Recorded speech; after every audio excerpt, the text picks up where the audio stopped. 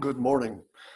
Wanted to dovetail a lesson that God's been teaching me as we continue to chase the whole idea of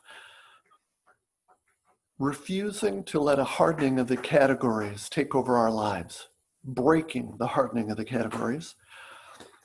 We just crested Father's Day, and as happens, my children do a wonderful job of touching base and letting me know of their love.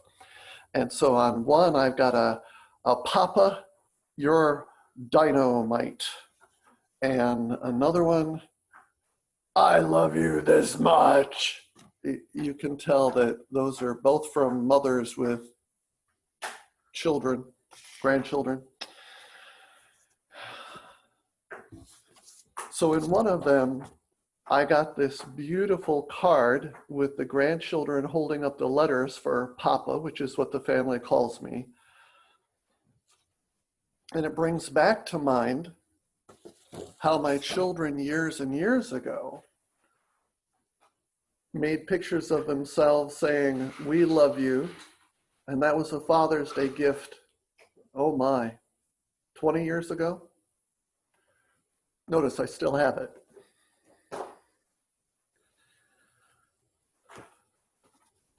And a wonderful card from my wife with a wonderful message inside, which I'm not going to read to you.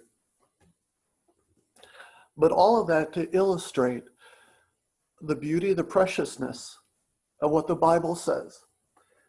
When in Proverbs 18:20 and 21, it says, "From the fruit of his mouth a man's stomach is filled. With a harvest from his lips he is satisfied.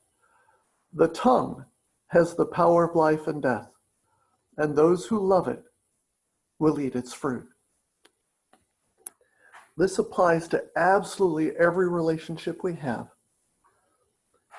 With the heartaches of the deaths among our African American community, the murders, the senselessness and the pain that has brought the last number of months, but the issue is that's been a pain for hundreds of years.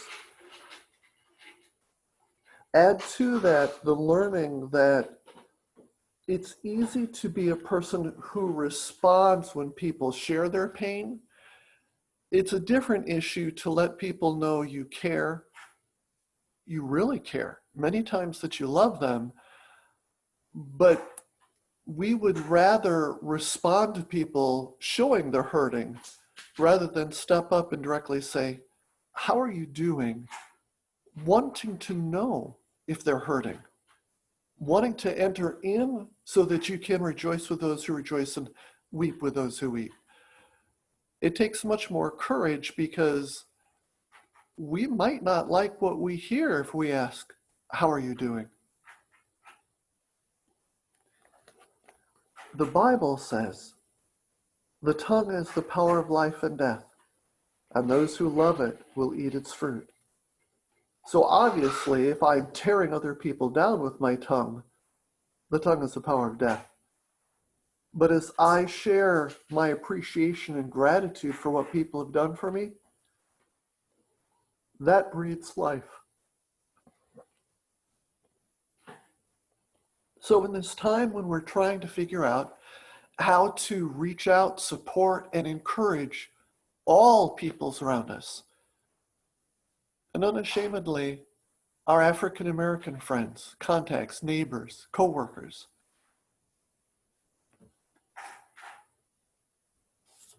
I just thought the Lord had given some really precious examples of this scriptural truth. The tongue has the power of life and death, and those who love it will eat its fruit. I invite you to join with me in seeing how much life we can breathe into others this week. Thank you for joining me.